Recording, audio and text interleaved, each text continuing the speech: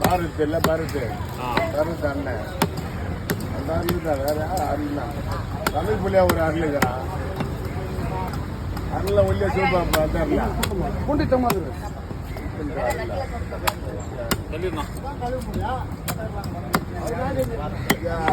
போட்டுக்கினே சாப்பிட்ட ராஜா உடம்பு நோக்காது ஊர்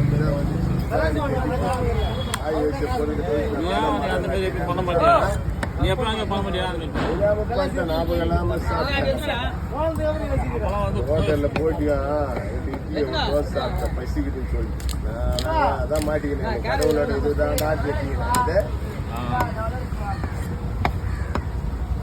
அப்படியே இப்படி பழக்க முடியுங்களா? பழகலாமே.